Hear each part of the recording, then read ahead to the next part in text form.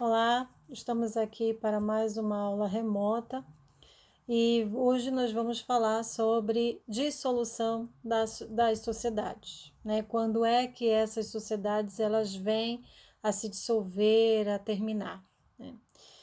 Então, primeiramente, a dissolução, ela é um procedimento que vai conduzir o desfazimento ou a reformulação do ato constitutivo, ou seja, do contrato social daquela pessoa jurídica que vai finalizar, que vai terminar. Nós temos dois tipos de dissolução. Temos a dissolução total, que envolve o desfazimento da sociedade, devido a acarretar a extinção e a perda da personalidade jurídica, né? Ou seja, ela passa a se extinguir, ou seja, ela termina totalmente, e a dissolução parcial, que é o desligamento ou de um sócio ou de alguns sócios, e vão permanecendo assim a sociedade com os demais sócios, e isso não afeta a personalidade jurídica da sociedade. Nem todas as sociedades elas são iguais em caso de dissolução, no caso do procedimento, né? O Código Civil ele prevê algumas dissoluções, enquanto que a dissolução da sociedade por ações tem previsão na lei da lei das sociedades anônimas, ou seja, a lei das SAs. Porém, mesmo que previstos em dispositivos legais diversos, há a possibilidade de fazer um paralelo entre ambos. Então, vamos começar falando da dissolução total. Esse procedimento é a extinção total da sociedade, né? O próprio nome fala, dissolução total. Então, a extinção da sociedade, tendo a desvinculação de todos os sócios, como também a perda da personalidade jurídica da sociedade, já que ela vai se extinguir. Comporta as seguintes etapas, isso a dissolução total, tá? Primeira etapa, a dissolução é o ato formal que vai desconstituir a sociedade. Esse ato ele pode ser tanto judicial quanto extrajudicial. Caso seja ato judicial, deverá ser através de sentença determinando essa dissolução.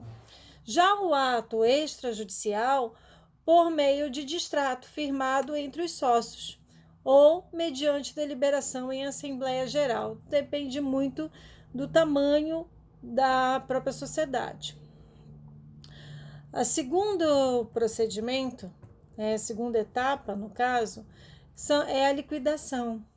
A liquidação ela é feita a realização do ativo, como assim? A transformação do acervo social em dinheiro e o pagamento do passivo. Essa fase ela pode ser judicial ou extrajudicial, independentemente da forma adotada para o ato da dissolução. Durante essa fase de liquidação, a sociedade ainda vai possuir a personalidade jurídica, mas somente vai poder praticar atos destinados para a resolução das obrigações que foram contraídas, com o objetivo de liquidar a sociedade, já que ela vai ser liquidada, né? Nesse período, a representação ela não é mais uma função do administrador, porque passa a ser do liquidante da sociedade, do liquidante do patrimônio da sociedade. Ainda para dar conhecimento a terceiros do estado em que a própria sociedade ela vem se encontrando, além do registro que determinou a dissolução na junta comercial. Será incluído ao final do nome empresarial, né, a expressão liquidação, para que terceiros possam vir a ter conhecimento que aquela sociedade está se liquidando.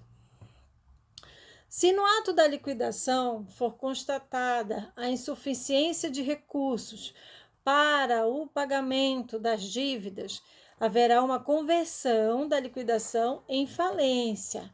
Aí vai abrir aí o concurso de credores, né, para ver, para fazer para levantar quem está devendo, quem a empresa, a sociedade está devendo, para poder liquidar, tá? Para poder colocar na ordem aí para fazer a liquidação. Aí a gente vai ver isso em outra oportunidade. Bom, ocorrendo a liquidação, né? Como assim? A arrecadação do ativo, o pagamento das dívidas sociais, tendo os valores residuais, serão distribuídos entre os sócios, seguindo para a etapa final, que é a partilha dos bens, a partilha do patrimônio da sociedade. Com a partilha, vai encerrar o procedimento da dissolução total. Vai perder, consequentemente, a personalidade jurídica da sociedade, ou seja, ela vai se extinguir. O artigo 1033 do Código Civil, ele relata as causas de dissolução total das sociedades contratuais. Vamos ler o 1033 do Código Civil. Dissolve-se a sociedade quando ocorrer, primeiro, o vencimento do prazo de duração, salvo se vencido este e sem oposição de sócio, não entrar a sociedade em liquidação, caso em que se prorrogará por tempo indeterminado. Segundo, o consenso unânime dos sócios. Terceiro, a deliberação dos sócios por maioria absoluta na sociedade de prazo indeterminado. Quarto, a falta de pluralidade de sócios não reconstituído no prazo de 180 dias. Quinto, a extinção na forma da lei de autorização para funcionar. Não se aplica o disposto no inciso 4º, caso sócio remanescente, inclusive na hipótese de concentração de todas as cotas da sociedade sob sua titularidade, requeira no registro público de empresas mercantis a transformação do registro da sociedade para empresário individual ou para empresa individual de responsabilidade limitada, observado no que couber o disposto nos artigos 1113 a 1115 deste Código. Bom, o artigo 1034 do Código Civil, ele continua afirmando ainda outras causas de dissolução total por meio judicial. Então, vamos ler o artigo 1034. A sociedade pode ser dissolvida judicialmente a requerimento de qualquer dos sócios quando, primeiro, anulada a sua constituição, segundo, exaurido o fim social ou verificada a sua inexequibilidade. São as hipóteses em que o 1034 traz. O artigo 206 da Lei das SAs, da Sociedade Anônima, que trata das sociedades institucionais, afirma os motivos pelos quais elas podem se dissolver. Quais são?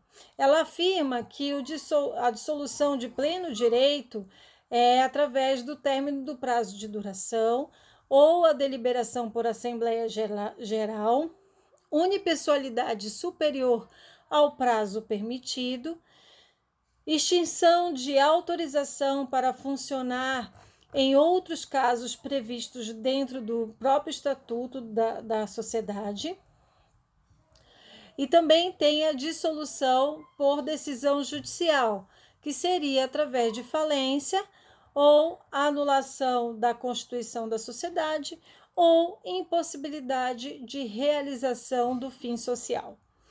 Também há a dissolução por decisão de autoridade administrativa competente. Então, esses são os casos de dissolução total. Agora vamos ver os casos de dissolução parcial. O Código Civil, ele denomina a dissolução parcial como resolução da sociedade em relação a um sócio. Nesse procedimento, não ocorre a extinção da sociedade, como também não perde a personalidade jurídica, mas somente a desvinculação de um sócio ou de alguns sócios, restando assim a sociedade com os demais sócios que não saíram nesse momento. Então, o nome está falando de dissolução parcial. Eu vou dissolver parcialmente. É diferente da sociedade da dissolução total, que eu vou dissolver totalmente, né? Eu vou extinguir a sociedade. Aqui não. Aqui a sociedade ela vai continuar existindo, só que com os sócios que vão ficar, ela vai ser dissolvida parcialmente, né? Nas sociedades regulamentadas pelo Código Civil, as dissoluções parciais são através da vontade dos sócios, né? No caso daqueles sócios que desejam sair ou são excluídos da sociedade de alguma forma, né? Por algum motivo, a morte, um dos sócios, né? A retirada dos sócios, a exclusão da sociedade, como eu mencionei, tá? Então, esses são os casos que o Código Civil ele vem regulamentar as cláusulas de dissolução parcial. As fases para o procedimento de dissolução parcial são: ato formal da dissolução, ela pode ser tanto judicial ou extrajudicial. Como assim? Ela pode ser tanto pelo Poder Judiciário, eu posso entrar no Poder Judiciário requerendo a dissolução parcial daquela sociedade, ou fazer extrajudicialmente, reunindo todos os sócios, fazendo assinar documento, né? Ou fazendo uma alteração contratual, né? Então, pode ser dessa forma. Ou através da ata na Assembleia Geral. Outro procedimento da dissolução parcial é a apuração dos haveres, onde deve ser verificada contabilmente qual a parcela do patrimônio social que vai caber ao sócio que está se retirando, né? O sócio que vai sair. Esta parcela ela deve ser paga ao sócio de acordo como estipulado no contrato social. Ou, se for omisso, à vista. Esse pagamento ele vai configurar o reembolso. Então, como for determinado lá no contrato social, é que vai determinar como vai ser feito esse pagamento a esse sócio que está sendo retirado, que está saindo da sociedade. Bom, o reembolso também é outro procedimento que é feito na dissolução parcial. Somente no caso de exclusão de sócio remisso é que não fará o pagamento de reembolso, mas apenas a restituição das entradas pagas pelo sócio remisso. Então, assim, quando houver uma exclusão do sócio, eu não vou fazer o pagamento desse reembolso, tá? Nas sociedades institucionais, a dissolução parcial ela é feita por analogia, como é o exercício de direito de retirada dos acionistas. Vamos falar agora sobre dissolução de fato. É chamado dissolução de fato aquela em que os sócios desativam uma sociedade, mas não observam os procedimentos que são mencionados, conforme eu relatei acima. Eles simplesmente interrompem as atividades da sociedade. Este procedimento ele é irregular. Ele traz a irregularidade da sociedade, fazendo com que haja a perda da limitação da responsabilidade dos sócios. Então, por exemplo, houve a dissolução de fato, porém não de direito, como determina a lei, e aí, então ela se torna uma dissolução irregular, ou seja, ela não está correta, né? E isso faz com que os sócios eles venham perder a sua limitação conforme a sua responsabilidade que está prevista no contrato social. Bom, hoje vamos ficar por aqui e até a próxima aula. Tchau!